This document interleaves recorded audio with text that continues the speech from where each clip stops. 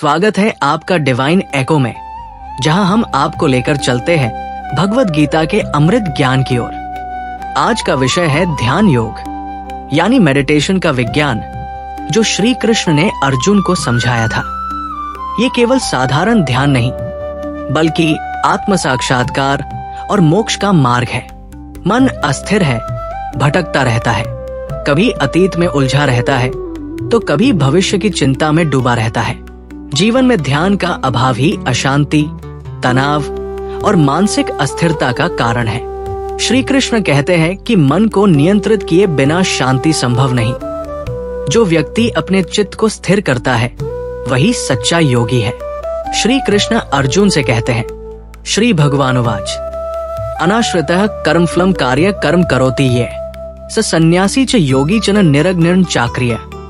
भगवत गीता 6.1। अर्थात जो व्यक्ति बिना फल की इच्छा के अपने कर्तव्यों का पालन करता है वही सच्चा सन्यासी और योगी है। ध्यान केवल जंगलों में जाने से नहीं, बल्कि मन को नियंत्रित करने से सिद्ध होता है। ध्यान योग के मार्ग पर चलने के लिए व्यक्ति को आत्म संयम और समर्पण आवश्यक है। श्री कृष्ण आगे कहते हैं, उद्धरेदात्मनात्मानं नात्मानमवसादयेत् आत्मैव ह्यात्मनो बंधुरात्मैव रिपुरात्मना। भगवत गीता 6.5।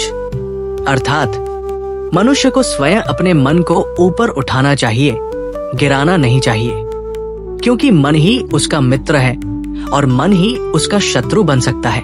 जो मन को नियंत्रित करता है उसके लिए वो सबसे बड़ा मित्र बन जाता है, और जो मन को भटकने देता है उसके लिए वो सबसे बड़ा शत्रु बन जाता है।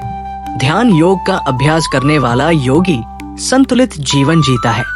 न अधिक खाता है, न अधिक उपवास करता है, न अधिक सोता है, न अधिक जागता है।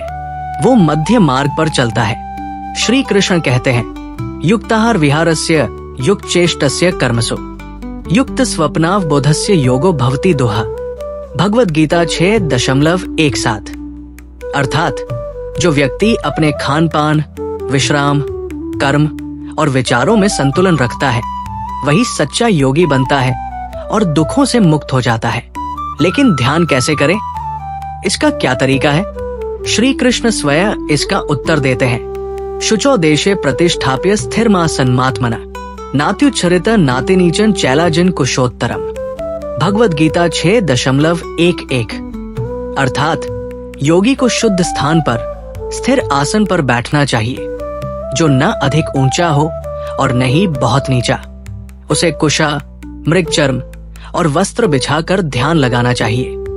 तत्रैकाग्रं मन कृत्वा यच्चित्तेन्द्रिय क्रिया उपविश्यासने युञ्ज्याद्योगमात्म विशुद्धे। भगवत गीता 6.12।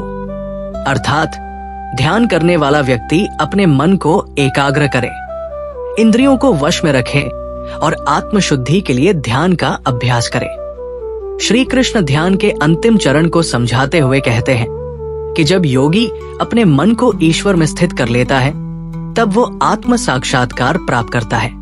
सर्वभूत स्थमात्मानं सर्वभूतानि चात्मनि ईक्षते योग्युक्तात्मा सर्वत्र समदर्शन।